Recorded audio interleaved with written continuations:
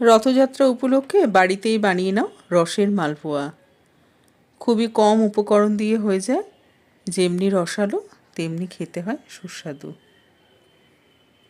রসের মালপোয়া করবো, একটা বড় বাটি নিয়ে নিয়েছি। এর মধ্যে দিয়ে দেবো এরকম ছোট বাটির 1 বাটি ময়দা, দিয়ে দেবো ওই বাটির হাফ বাটি সুজি, যতটা ময়দা তার অর্ধেক সুজি। যেহেতু রসের মালপোয়া করব তার জন্য চিনিটা কম দেবো, দিয়ে দেবো ওই বাটির 1/3 হচ্ছে চিনি, ওই 4 চামচ মতো চিনি নিয়েছি। টেস্টের জন্য দিয়ে দেবো হাফ চামচ নুন, দিয়ে দেবো 2 চামচ মতো মৌরি, গোটা মৌরি দিয়ে দিলাম। দুধটা জাল দিয়ে নিয়েছি, একটু উষ্ণ আছে, এতে দিয়ে দেবো ওই যে বাটি মেপে নিয়েছিলাম 1.5 বাটি মতো, দিয়ে দেবো ওই বাটির 1 বাটি মতো দুধ দিয়ে দিলাম। আরও হাফ বাটি মানে 1.5 বাটি মতো দুধ দিয়ে দিলাম, লাগলে আবার পরে দেব। এখন এই সমস্ত উপকরণগুলো মিশিয়ে নেব। সুজি আছে, কারণ সুজি ভিজতে সময় লাগে আর দুধটা টেনে নেবে সুজিতে। সব উপকরণগুলো মিশিয়ে নিলাম, দুধ আর একটু লাগবে, আরও হাফ বাটি মানে 2 বাটি 1.5 বাটি মতো ময়দা সুজি নিয়েছিলাম, 2 বাটি দুধ দিয়ে দিলাম, লাগলে পরে মেশাবো। আগে 2 বাটি মতো দুধ দিয়ে সব কিছু ভালো করে মিশিয়ে নিলাম। মিশিয়ে নিতে হবে যাতে কোনো ডেলা না থাকে। আমি এখানে দুধ ব্যবহার করেছি, যদি দুধ না থাকে তাহলে এই সময় জল ব্যবহার করতে পারি। আমার কাছে দুধ ছিল তাই দুধ দিয়ে মিশিয়ে নিলাম। সব কিছু ভালো করে মিশিয়ে নিয়েছি। এখন এটা 1 ঘন্টার জন্য রেস্টে রেখে দেবো। সুজিটা গলবে মানে ফুলবে, তার জন্য ভিজবে সুজিটা, তার জন্য 1 ঘন্টার জন্য রেখে দেবো রেস্টে। এখানে সুজিটা ভিজতে থাকবে, ততক্ষণে মালপোয়ার জন্য চিনি শিরাটা বানিয়ে নেবো। চিনি শিরাটা করবো, একটু কড়াই বসিয়ে গ্যাসটা ধরে দিলাম, দিয়ে দিলাম ওই বাটির হাফ বাটির থেকে একটু বেশি চিনি দিয়ে দিলাম। যতটা চিনি দিয়েছি ততটাই জল দিয়ে দিলাম। একটা পাতলা শিরা বানিয়ে নেবো, খুব বেশি ঘন করবো না। সেন্টটা ভালো হবে। 2টো এলাচ আর 2টো দারচিনির টুকরো দিয়ে দিলাম। চিনিটা গলতে শুরু করেছে, চিনিটাকে পুরো গলিয়ে নিয়ে একটু ফুটিয়ে নেব।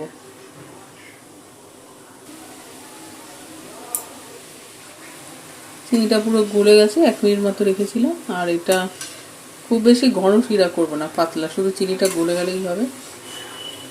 জলের সাথে চিনিটা জাল দিয়ে নিয়েছি।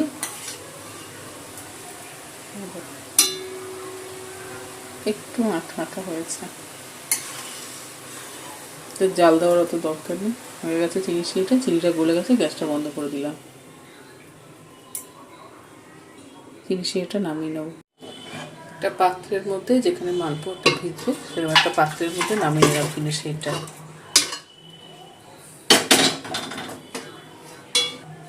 চিনি শিরাটা যাতে গরম থাকে তার জন্য একটা প্লেট দিয়ে ঢেকে রেখে দিলাম। 1/2 ঘন্টা মতো ঢাকা দিয়ে রেখেছিলাম। সুজিটা ভিজে কতটা ফুলে গেছে, এখন এটা দেখে নেব। এই দেখো ঘন হয়ে গেছে, পুরো সুজিটা ভিজে ঘন হয়ে গেছে। এত ঘন করলে মালপোয়াটা মানে মোটা মোটা হবে, তাই আরও হাফ বাটি মানে মোট 2.5 বাটি মতো দুধ দিলাম আমি। 1.5 বাটি ময়দা সুজিতে 2.5 বাটি মতো দুধ দিলাম, দিয়ে এটা ভালো করে গুলে নেব। এরকম গোলাটা হয়েছে, এরকম একটু পাতলা হয়ে গেছে। এরকম করলে তাহলে মালপোয়াগুলো একটুখানি পাতলা পাতলা হবে। আর ঘন করতে চাইলে মানে শক্ত করতে চাইলে আগেরটাই ঠিক আছে। এরকম হবে, এই যে ঠিক আছে। এখন এইটা 1 হাতা মতো করে দিয়ে দেবো মালপোয়া ভাজতে। অনেকখানি সাদা তেল খুব ভালো করে গরম করে নিয়েছি। এখন 1 হাতা মতো বড়টা দিয়ে দিলাম। কিছুক্ষণ ভাজা হতে দেবো তলাটা। 3-4 সেকেন্ড মতো রেখেছিলাম, এটা উল্টে দেবো, নাহলে পুড়ে যাবে। তেল খুব গরম তো, উল্টে পাল্টে ভেজে নেব। উল্টে পাল্টে একটু ভেজে নেব। দু পিঠটা অল্প ভেজে নিয়েছি, তেলটা ছেঁকে নামিয়ে নেব। মালপোয়াটা চিনির শিরার মধ্যে দিয়ে দেবো। এখন চিনির শিরার মধ্যে ভিজতে থাকো। একই রকমভাবে বাকি মালপোয়াগুলোও ভেজে নেব।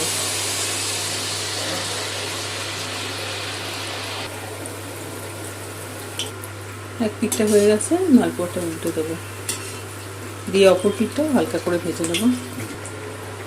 উল্টে পাল্টে মালপোয়াটা একটু লালচে করে ভেজে নেব, দেখতে ভালো লাগবে আর মচমচে হবে, খেতে ভালো লাগবে। উল্টে পাল্টে লাল করে ভেজে নিয়েছি, তেলটা ছেঁকে নামিয়ে নিলাম। মালপোয়াটা চিনির শিরা দিয়ে দেবো, ভাবে বাকি মালপোয়াগুলোও ভেজে নেব। উল্টে পাল্টে মালপোয়াটা লাল করে ভেজে নিয়েছি, তেলটা ছেঁকে নামিয়ে নিলাম। চিনির শিরার মধ্যে ভিজিয়ে দেবো। একই রকমভাবে সব মালপোয়াগুলো ভেজে নেব। মালপোয়াগুলো দু পিঠটা চিনির রসে ভিজিয়ে নিয়েছি, 5 মিনিট মতো হয়ে গেছে। এখন এই মালপোয়াগুলো তুলে দেব, চিনির রসটা ছেঁকে মালপোয়াগুলো তুলে নেব।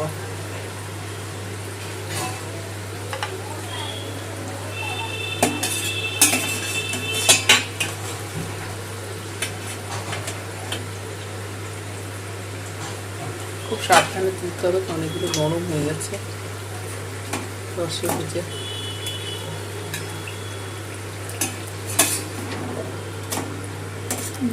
ভালো করে রসে ভিজে গেছে, মালপোয়াগুলো তুলে নিচ্ছি। দিয়ে পরের ব্যাচে যে মালপোয়াগুলো ভাজছি সেই মালপোয়াগুলো দিয়ে দেবো।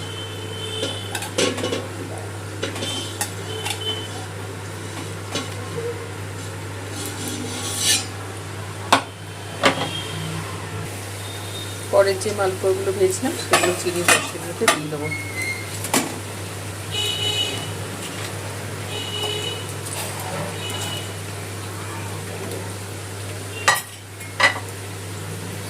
এখন এগুলো চিনির রসের মধ্যে ভিজবে, এগুলো 5 মিনিটের মতো রেখে দেবো, তারপরে এইগুলোও তুলে নেবো।